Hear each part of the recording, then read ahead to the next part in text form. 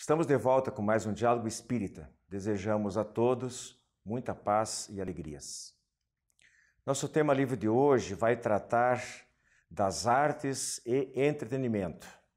Será que o Espiritismo tem algo a oferecer que ajude, que contribua nas nossas escolhas em relação a essa área? A beleza, a estética, a harmonia e a ética, é disso que nós vamos tratar. Na sequência, nós temos o Espiritismo Responde e depois também as razões dos fatos, comentando sobre a precocidade intelecto-moral das novas gerações. O Diálogo Espírita está no ar, numa apresentação, realização da Associação de Divulgadores do Espiritismo do Paraná.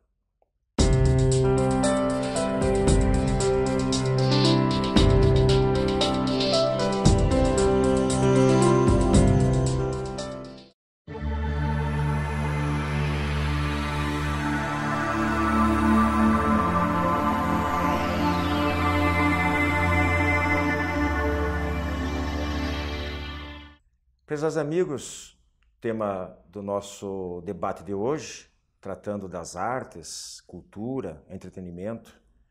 Nosso propósito aqui não é tratar especificamente aquilo que muitas vezes se denomina de arte espírita. Teatro, a música, a literatura, o cinema e a própria psicopictografia ou pintura mediúnica. A nossa proposta aqui é uma discussão mais ampla, no sentido moral, ético e social das artes em geral, como um todo, aquilo que está à nossa disposição. Mais uma vez aqui, meus amigos, prazer revê-los, Rose Heidmann e o Joilson Mendes. Então, o que a gente deseja trabalhar aqui é essa ideia, Rose e Joilson.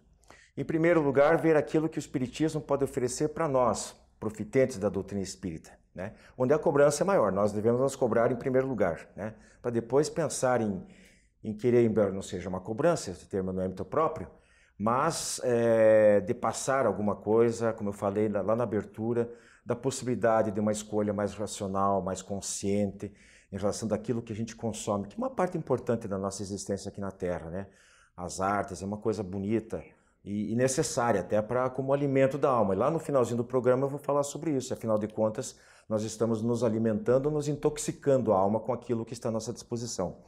Então, e é importante, já de antemão te colocar, que o Espiritismo não impõe, não proíbe nada, mesmo para nós, espíritas. Deixa a critério de cada um, o seu livre-arbítrio e as consequências respectivas, com o grau de responsabilidade proporcional. O Espiritismo apenas orienta, Apenas orienta. E em segundo plano, a gente gostaria que nós pudéssemos também tecer alguns comentários no sentido também das demais pessoas. A gente sabe que o nosso programa é assistido por muita gente que não é espírita, mas que simpatiza, que gosta de nos ouvir, a gente tem esse feedback, E a gente tem um respeito muito grande, imenso mesmo, um carinho muito grande por todas as pessoas que nos prestigiam com o programa. Não é questão apenas de prestigiar por prestigiar, mas porque a gente se sente feliz de que talvez esteja agradando, que a gente seja capaz de passar uma mensagem realmente construtiva, uma mensagem de beleza, de incentivo, de consolo. É isso que nos motiva a estar aqui semanalmente.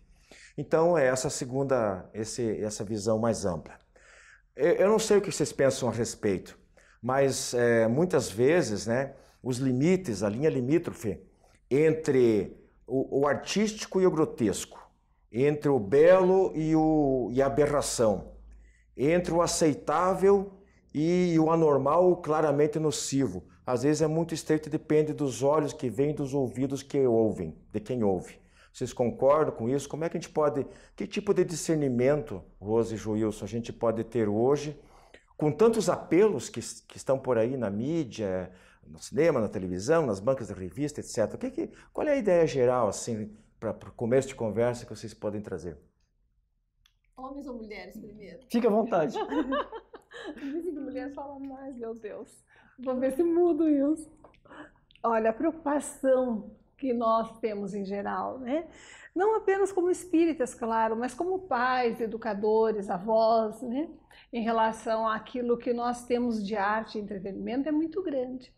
Por quê? A maioria das mensagens, né, sob a roupagem artística, ela atinge muito mais profundamente, principalmente o espírito de informação, a criança e o jovem, que se deixa atingir, como todos nós, por aquela forma bela de apresentar os acontecimentos, as ideias. A arte é maravilhosa. As pessoas que se dedicam a ela, muitas vezes, são missionários, tudo bem. Entretanto, o que nós precisamos verificar? Se o conteúdo veiculado dessa forma atinge aquilo que nós gostaríamos que os nossos filhos, os nossos netos, pudessem aceitar como valor moral para a sua vida. Joilson. Então, essa situação, o que eu percebo também, dentro do que a Rose comentou, dessas mensagens que são passadas na arte, que a arte, seja ela qual for, teria que ser algo para nos alimentar a alma.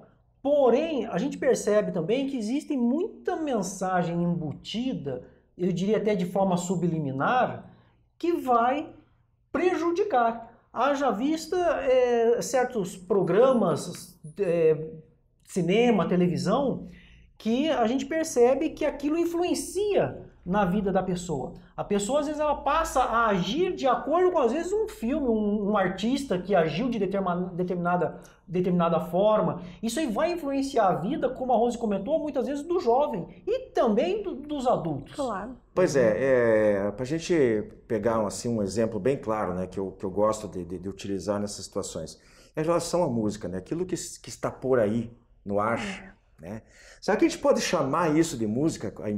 A maioria, aquilo que toca nas rádios, mesmo nas FMs, que é um pouquinho, né? Você vê, são músicas com um teor. E aí vem aquele problema que a gente até não vamos enveredar muito por isso, mas a gente sabe que tudo é vibração, que tudo impulsiona energias, né? O que as pessoas podem aproveitar de uma música ou de músicas cheia de palavrões ou de expressões chulas, de apologia ao sexo desvirtuado, a drogas, a álcool, né? A violência como um todo, muitas vezes a crime, incitando as próprias danças eróticas, para não, isso até eróticas é um eufemismo, poderia usar até um outro termo, isso se repete em outras áreas, às vezes na escultura.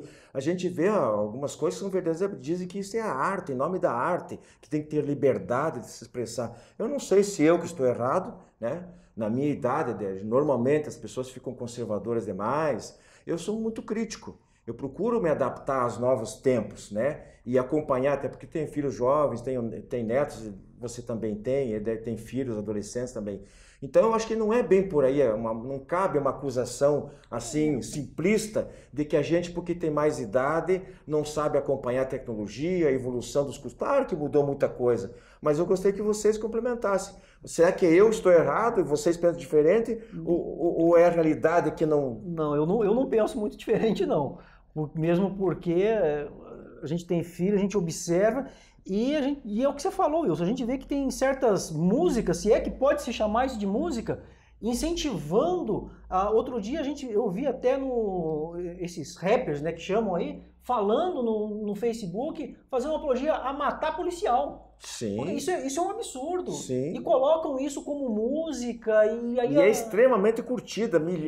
Ouve-se milhares de vezes e aquilo vai entrando no cérebro dentro. Como que a gente pode ser a favor de uma situação dessa? Por isso que nós vemos que no mundo de hoje, essa inversão de valores. Né? E a necessidade de se resgatar certos valores. Bom. Pois é, Rosa, você vai emendar o comentário que você tem com o que eu já vou colocar para você agora.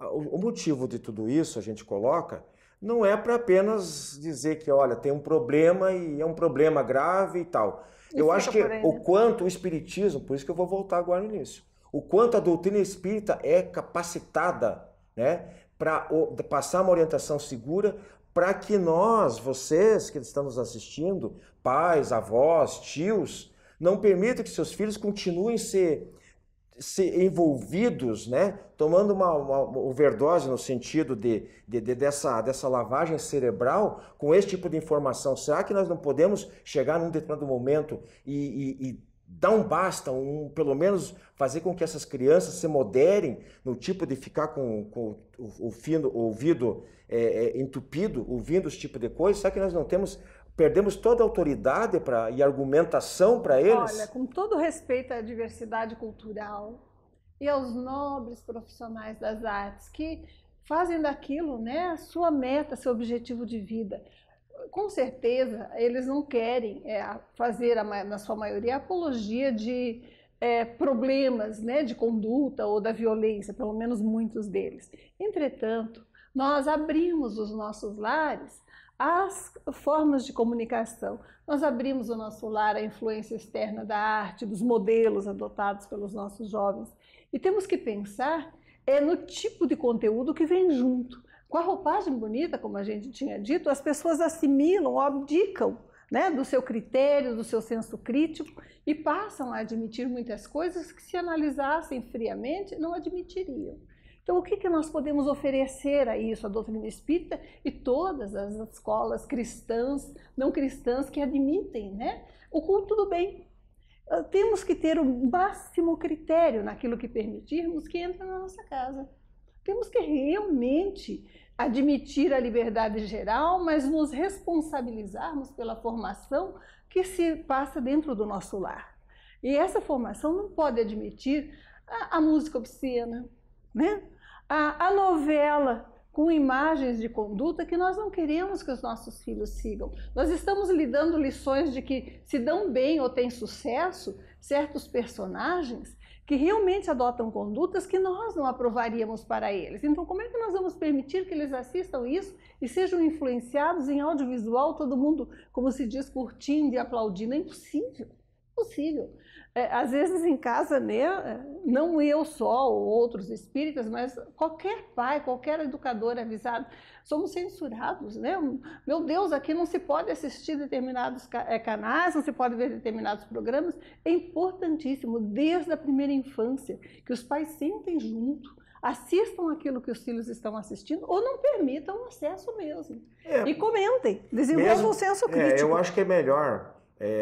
me permitam um complemento nesse sentido, é melhor o pai ou a mãe, o educador, sofrer um certo desgaste, né, com os filhos, evitando, claro, tanto quanto possível, mas do que ceder indiscriminadamente, e abrindo espaço, renunciando a princípios fundamentais de moral, de ética. E os joguinhos eletrônicos? As nossas crianças estão aficionadas, né? Quase viciadas no jogo eletrônico. Elas ficam o tempo inteiro teclando.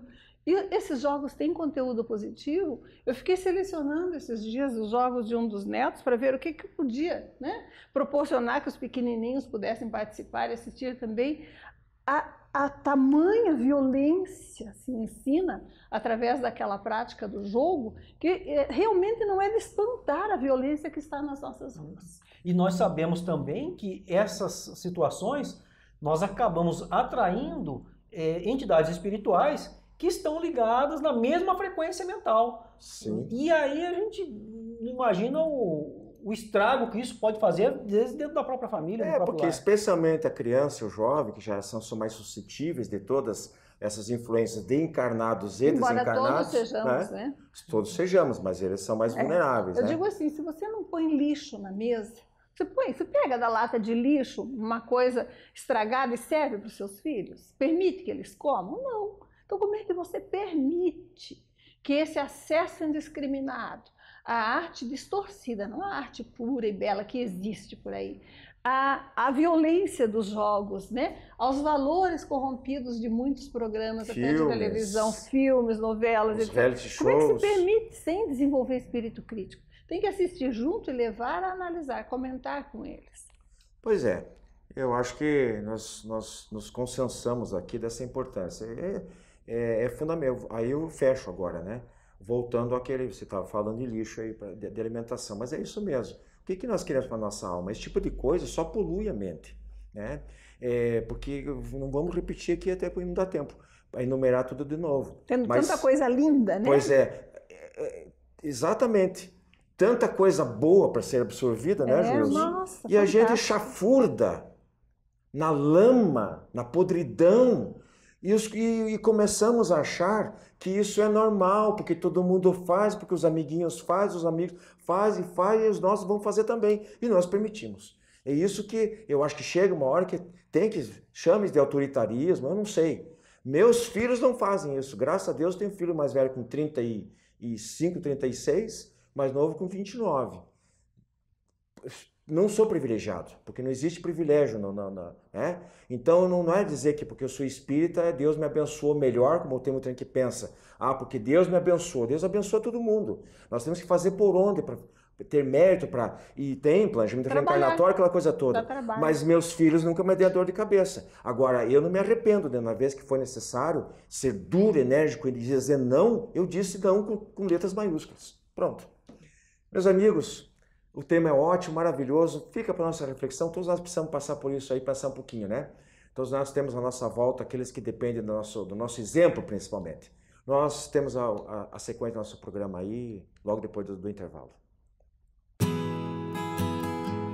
A Casa Editora O Clarim divulga há mais de um século a luz e o conhecimento da doutrina espírita com valioso conteúdo, de belíssimos romances a esclarecedoras obras doutrinárias. Conheça, divulgue e compartilhe a lucidez do Espiritismo. Casa Editora O Clarim. Acesse www.oclarim.com.br.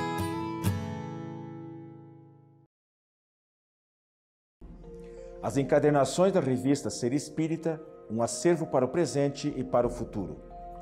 As encadernações da revista Ser Espírita organizam e protegem os resultados do estudo e das interpretações mais recentes sobre os princípios fundamentais da doutrina espírita, à luz da filosofia, da ciência e da religião. Cada encadernação contém 6 edições, das 30 unidades publicadas até o momento.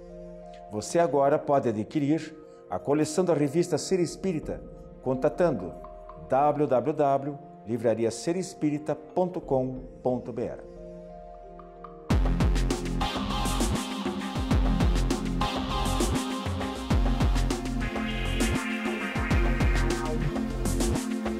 Prezados amigos, mais uma vez no quadro Espiritismo Responde, estamos com 2 questões. A primeira delas basicamente vem dos cursos que nós ensinamos nas casas espíritas, então é uma questão que surge sempre, né? As pessoas estão sempre perguntando, tem muita curiosidade a respeito deste assunto, que é, os espíritos sabem de tudo? E a resposta, obviamente que não. Tudo isso vai depender do grau de evolução, de conhecimento do espírito. Aliás, Allan Kardec já se preocupou com isso quando da compilação de O Livro dos Espíritos. Na questão 238, ele fez essa pergunta aos espíritos. O que eles responderam? Exatamente isso, que os espíritos eles conhecem as coisas na medida do seu desenvolvimento, seja do seu desenvolvimento moral, do seu desenvolvimento intelectual, né, da capacidade do que ele aprendeu. Porque tem pessoas que acreditam que depois que desencarna, que deixou o corpo físico, voltou para o plano espiritual, ele passa a ter um cabedal de conhecimento imenso. Então isso é uma falsa ideia, né? É errado esse pensamento. Se o espírito estudou, desenvolveu-se na área da física, por exemplo, ele obviamente vai conhecer mais a respeito do campo da física. Se foi do campo da medicina, se ele estudou na área da medicina, ele vai conhecer muito a respeito na área da medicina. Se foi no campo da filosofia, em qualquer área que seja, aí ele vai ter este conhecimento nesta área em que ele se aperfeiçoou. Obviamente, o espírito, quando desencarnado, ele tem sim a lembrança das coisas que ele já estudou, do que ele já aprendeu, mas tudo ele ainda não sabe. À medida em que vai estudando, se aprimorando, então ele vai se desenvolvendo cada vez mais. Então por isso fica sempre aquele alerta, né? A gente nunca deve parar de estudar, sempre devemos estar buscando novos conhecimentos, temos aquela curiosidade sadia de procurar aprender sempre cada vez mais. E também lembrar que não é essa questão, ela vem também em decorrência de uma situação de que muitas pessoas procuram certos, vamos colocar assim, entre aspas, né, videntes, para responder tudo a respeito da vida dele. Nem todos os espíritos vão saber responder a respeito da vida da pessoa. Então fica aí o alerta. E a nossa segunda questão é o que é auto-obsessão. Essa é uma questão também bem interessante, é uma questão complexa que nós vamos procurar trabalhar aqui em poucos minutos. E aqueles que tiverem mais curiosidade, quiserem saber mais a respeito do assunto, poderão procurar nas obras de Kardec, nas obras espíritas, a respeito do assunto. A auto-obsessão nada mais é que o próprio espírito, a própria pessoa, se auto-obsidiar. São pensamentos íntimos da pessoa que às vezes nem ela percebe certos pensamentos. É uma ideia que fica constantemente na cabeça da pessoa. Isso é a auto-obsessão. Kardec também tratou desse assunto no livro, se eu não me engano, Obras Póstumas, onde ele diz que, não raramente, muitos casos não são de obsessão, onde um espírito age sobre a pessoa encarnada. Muitas enfermidades são causas de auto-obsessão.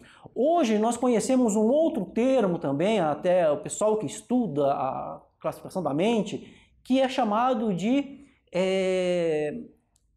autossabotagem, né? O nosso sabotador interno. Por isso muitas pessoas não conseguem se desenvolver em determinadas áreas, porque ela fica se auto-sabotando. Isso também é auto-obsessão.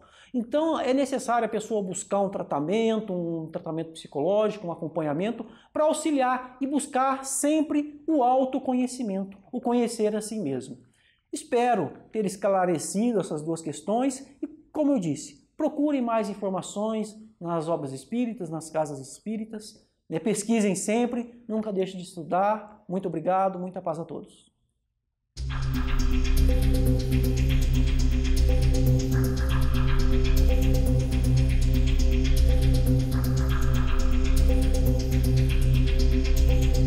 Um artigo da Revista Internacional de Espiritismo, de dezembro de 2016, traz notícias sobre um menino chamado William Mayles, de 9 anos, nos Estados Unidos.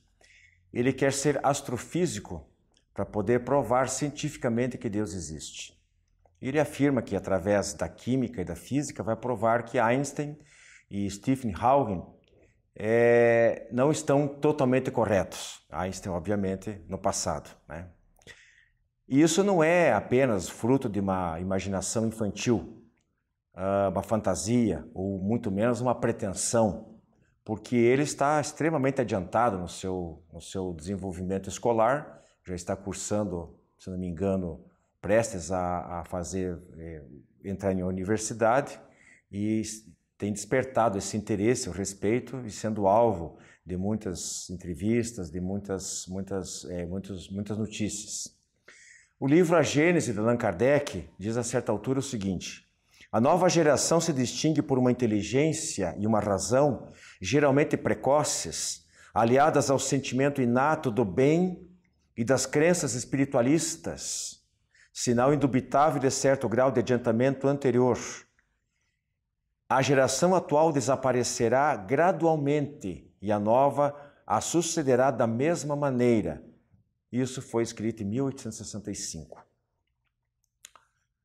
Pode-se alegar que a história está repleta de gênios das artes, das ciências e da filosofia. Porém, o que nós vemos atualmente vai além dessas crianças prodígio, dos grandes gênios. O que está havendo é uma disseminação daquilo que nós poderíamos chamar de espiritualização média da população. Basta observar a nossa volta, ver a precocidade das mentes infantis em relação ao uso da tecnologia, por exemplo. Mas não só. Não apenas o intelecto desponta mais cedo, mas também o senso moral. Sinal inequívoco, segundo Kardec e os espíritos instrutores, né, desses chamados novos tempos e de um progresso bastante acentuado que esses espíritos já fizeram. Vê-se cada vez mais a preocupação das crianças e jovens com a ecologia, o cuidado com os animais, a busca de soluções para problemas que afetam a humanidade toda. Claro que o papel da educação tem a sua importância, né? Neste processo. Vai despertando a consciência, mas a rapidez com que certos conceitos são absorvidos e multiplicados, inclusive para os próprios adultos, porque acabam as crianças, os filhos, educando os pais em muitos aspectos, isso denota um progresso nas ideias e sentimentos que até pouco tempo não se observava. Então, só é a conquista de certos valores e que esses espíritos dessa nova geração, no sinal dos tempos, está trazendo e nos presenteando com essas possibilidades novas. E isso tudo tem uma explicação nos mecanismos da reencarnação. De onde essas crianças tiram essas ideias, essa capacidade de absorção rápida de ideias e de ampliá-las, né? De fazer coisas que até pouco tempo as pessoas só conseguiam fazer com 20, 30 anos de idade. E às vezes são realizadas por crianças na sua primeira infância. A resposta é de si mesmas, porque trazem o potencial do conhecimento e do senso moral desenvolvido ao longo das reencarnações, das múltiplas reencarnações, das múltiplas experiências chamadas palingenéticas.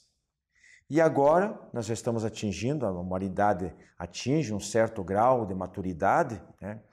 E torna-se um terreno fértil para a manifestação de um número cada vez maior desses espíritos. Até pouco tempo atrás não adiantava eles reencarnarem, eram fatos muito isolados, porque a humanidade não estava pronta para assimilar esses novos conhecimentos, essas novas ideias. Agora já, como falei, está havendo esse amadurecimento geral da humanidade. Aquilo que falei no início, espiritualização média da população. Então, apesar do panorama social aparentemente desolador, muitas vezes, né? A gente olha à nossa volta e parece que tudo não tem mais conserto, uma situação muitas vezes caótica, apesar de tudo isso, né? A verdade é que essas mazelas são sintomas de mudanças, de transformações. Nós já falamos aqui em outras oportunidades sobre a transição planetária de um mundo de provas e expiações para um mundo de regeneração. E é isso que está havendo. Então, se ainda existem fortes correntes do mal que insistem em travar o progresso, me refiro ao progresso espiritual, moral, né, do espírito, da alma, seja como for, em oposição também existe uma corrente do bem, composta por muitos espíritos que estão se reencarnando em um número cada vez mais crescente e aumentando o quociente de pessoas bem intencionadas, de pessoas mais iluminadas, de pessoas munidas de valores éticos mais elevados e que aos poucos vai transformar o panorama social de todos nós. E nós vamos aproveitar, principalmente aqueles mais antigos como eu, aproveitaremos disso no momento, a colheita desses frutos numa próxima reencarnação, porque o ciclo não cessa, não vai cessar tão logo. Prezados amigos, fica aqui o nosso carinhoso abraço e até a semana que vem. Clube do Livro Espírita de Curitiba. Mais de 2 décadas consolando corações, iluminando consciências. Associe-se e tenha o melhor da literatura espírita em sua casa. Descontos de até 60% no preço de capa e no primeiro ano ainda ganha uma assinatura grátis do jornal Comunicação Espírita. Acesse também a nossa fanpage no Facebook da AD Paraná. Associe-se agora e contribua para a manutenção deste programa.